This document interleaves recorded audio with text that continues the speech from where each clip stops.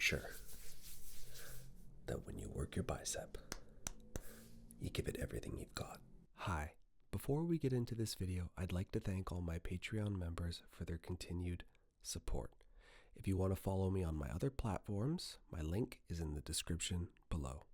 Now, let's get into the video. Welcome to a male anatomy session where I'm going to be going over, because it seems that your memory is not that good. That's the reason we're going to be going over these again. We're going to be going over our biceps, both the left and the right. Why? Because sometimes they can look a little different in comparison to each other. We're going to be going through shoulders, both your left shoulder and your right shoulder, and we'll be touching on the rear delts and a little bit of the back. So today will be about your arms, also your forearms as well. We'll be working on both of them. Now, before we get into this, do you have any questions? The answer should be no, because I'm going to be telling you everything you need to know about the male anatomy of the shoulders, the back, the upper back, that being said, and your biceps and forearms.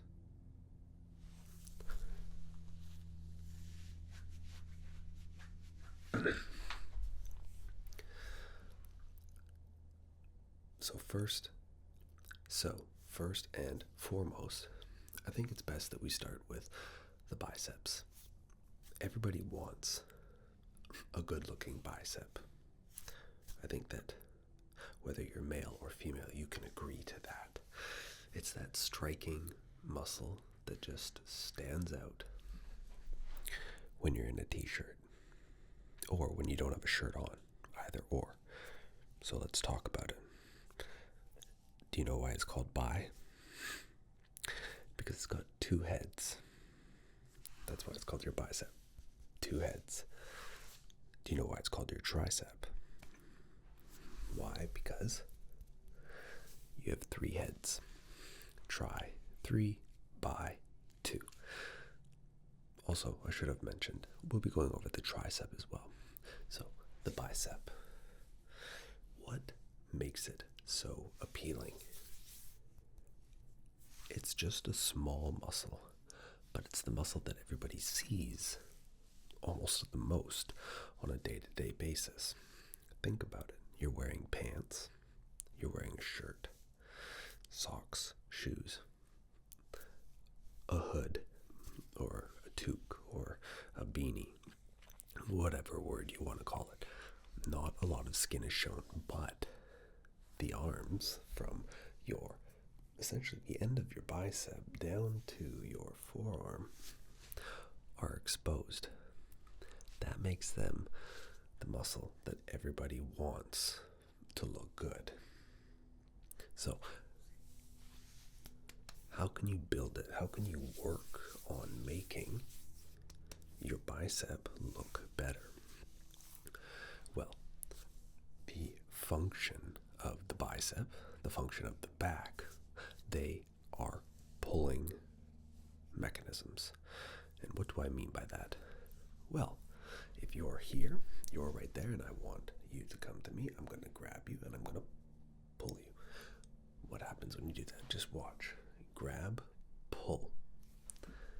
Your bicep flexes. Same thing here. Bicep flexes, and if what you can and can't see is the back is pulling as well. So, what does your tricep do then? Your tricep pushes. Your tricep works in conjunction with your chest. So, when you push something away, your tricep is activating to push. Your chest muscles are helping that mechanism move forwards. Those are the primary functions. And then the shoulders, well, muscles here, their intent is to lift both front, side, and a little bit backwards. Make sense? Good. So, how do we work the bicep? How do we make it bigger? How do we make the show muscle pop? You're going to be doing bicep curls, where you curl like so, and you curl. You just take this and you curl. Take and curl. That's pretty easy to understand, right?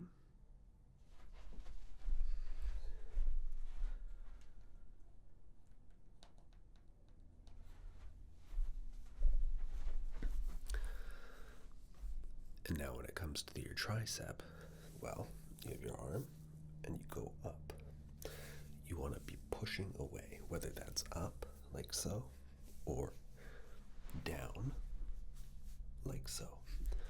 Either way, you just want to push away to build the tricep.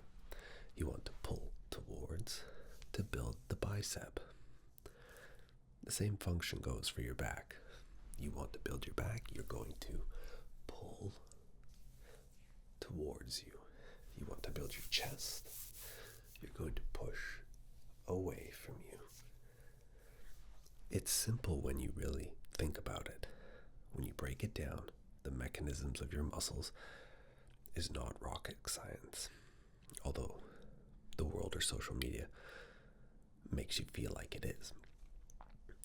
You can work either head, bicep or triceps, differently, but as long as you're doing some type of workout with your bicep or tricep, you'll get overall growth. Now, posing. Why does it look so good when we pose with a bicep? Why does it look good? Well, it comes down to symmetry between your shoulders, how wide they are, and your waist. If you have a wider waist than your shoulders, you have what we call as an inverted triangle. The symmetry is upside down. It, unfortunately, is not, in the terms of appealing, what most people look for in attractiveness. They look for wide shoulders, lats, that's these, and then your waist. And they should all be tapering, with your waist being the smallest part. If you can accomplish that, you will look good in many shirts. I can guarantee that. So, where are these heads in our biceps? Where are these heads in our triceps? If you have your arms straight out like so, right here, there's a center line that you can't see unless you lose quite a bit of weight and your skin gets pretty thin. You're shredded in a sense. But when you flex, you will notice there is a line that will start to distinctly show itself here. The separation is then able to be seen of those heads. The same goes for your tricep.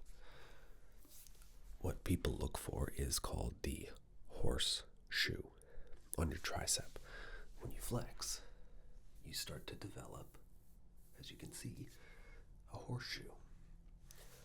The leaner you get, the more that horseshoe starts to show.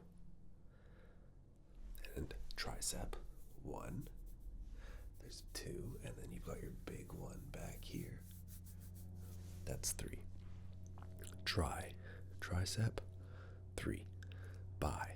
Bicep, that's 2. Chest, we could get into that. And then back. As you build your back, your biceps should naturally get bigger as well.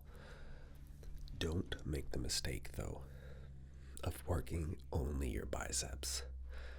You can isolate your biceps so that they're the only thing being worked. But then you would start to have this imbalance where your bicep just looks huge and your back well, your back is lacking. That's not something you want. You may think it looks good, but I can guarantee you, it in fact does not. Now, when you've got tattoos, that's something you need to keep in mind. If you already have a tattoo, you may already be aware of this. Let me show you for an example. When you flex with no tattoos on your arms, you can see muscle separation, definition, shoulders. You can see where they start, where they end, everything. Let me show you on the other arm.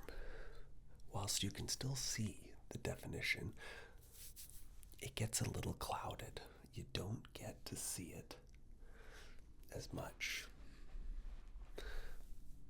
Tattoos hide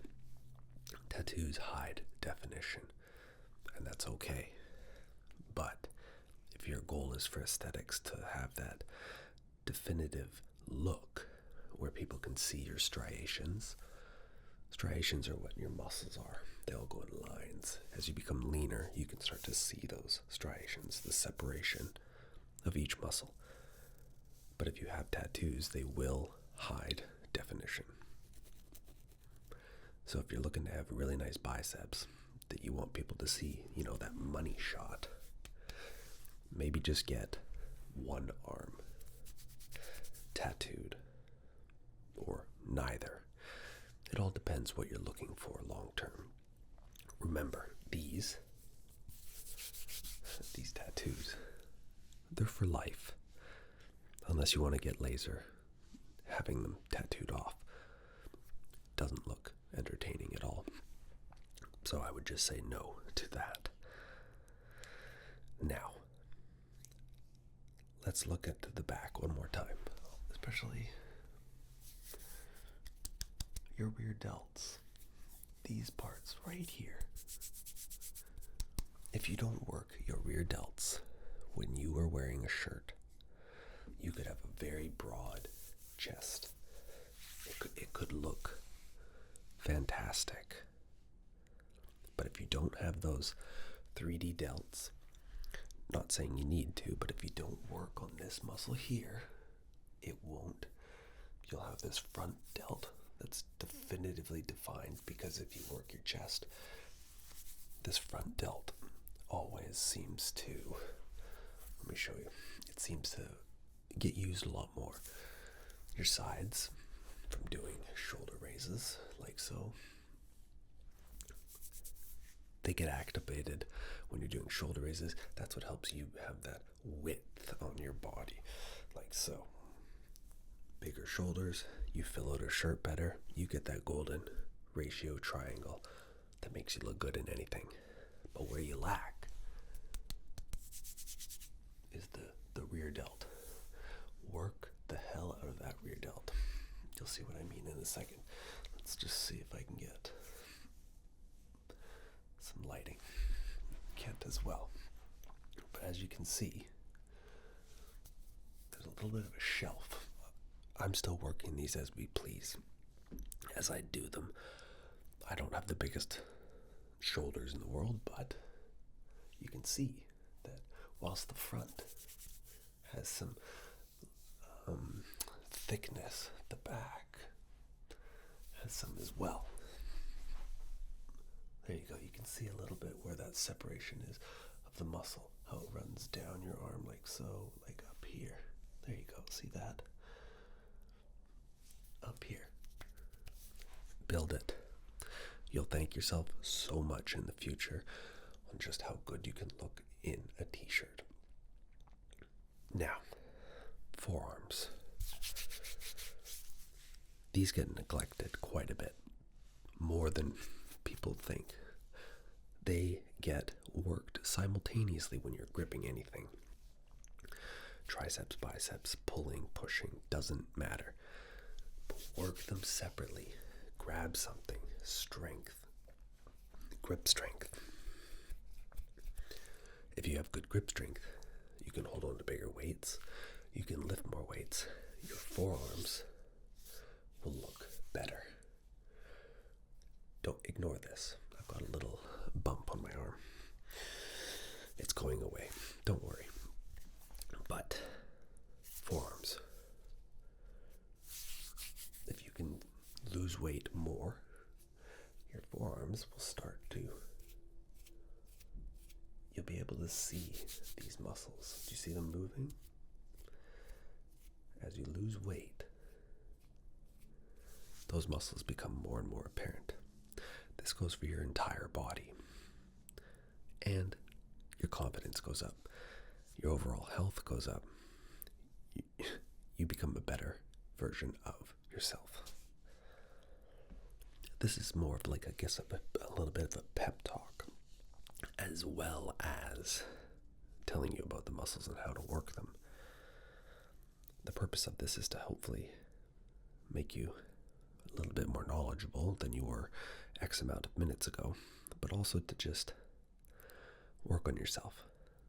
Because when you work on yourself, you create discipline. When you create discipline, you create confidence. And when you create confidence, other people notice. So I'll leave you with this. Make sure that when you work your bicep, you give it everything you've got.